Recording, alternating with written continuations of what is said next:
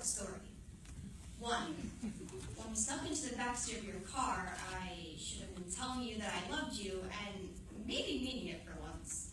And you shouldn't have said the words to make my breath stop. I became addicted. The way your hands slapped insults across my body, praising when bullets bounced gracefully off my skin. I'm not shatterproof.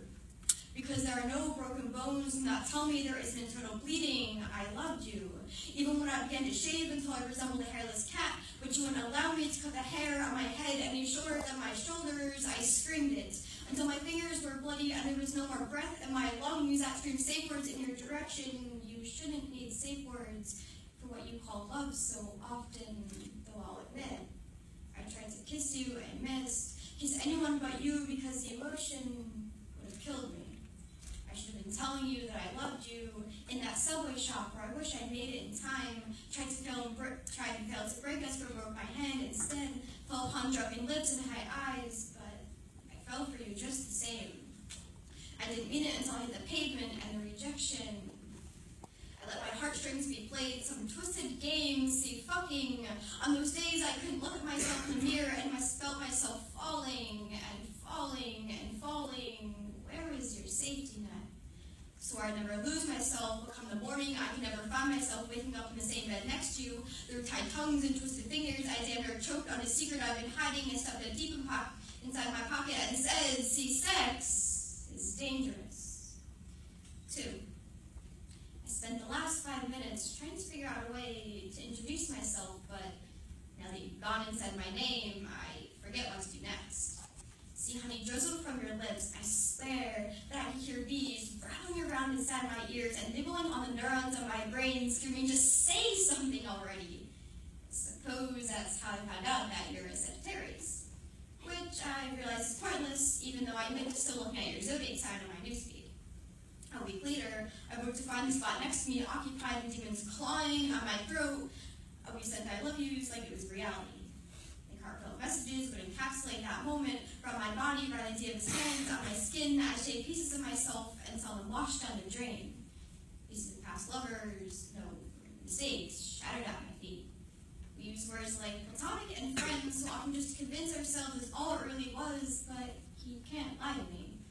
When crying on staircases and sharing secrets under the stars would make me fall in love with him, I did fall in love. And no, not with the way his voice lit my lungs with fire or the simplest way his hands come all in shapes of comfort. I fell in love with the idea of love because I liked the way it tasted between our lips. 3. I no longer cared what my body felt like under strange hands. Those hands were not strange. I found the boundary between friendship and fucking. So the problem with sex, no, I remember you called it fucking, is that it's nothing more than friction. Learned that to have the same whole play risky game of being ripped wide open and exposing all sorts of secrets. But the contents of Pandora's box and their sins through my sheets rather than speaking my own damn mind because the words that matter most, I find I am unable to say sober. Drunk on his cologne though, intoxicated by his mouth, I'll admit anything in the comfort of darkness. He was warm to the touch. I found you had the same feel. It was almost like I was looking for him inside of you, like his touch could bring me home, like his touch could away your hands from my skin, like your hands could replace his, like I would no longer see your face, never see your reflection. Empty beer bottles and shot glasses wouldn't glare in my direction. See, vodka is a harsh substitute for your name. Tiny pills won't erase the taste of laughter from your ears. His hands were not strange. They were oddly familiar. 4. I've been told that there are worse things than listening to your brain. In fact, letting your heart take precedence over affairs only means you've been watching some horrible show and slipping left on Tinder. Trust me. Falling in love with the wrong person is the most brutal kind of self-sabotage there is, but what better way to bring manipulation than to repeat it upon ourselves? See, what if I told you that all those skeletons you keep inside your closet come to life when you aren't looking? Whisper demons under your bed sheets that trick themselves into your dreams and turn berries into barbed wire nooses hanging precariously close to that bird's neck you protect nightly.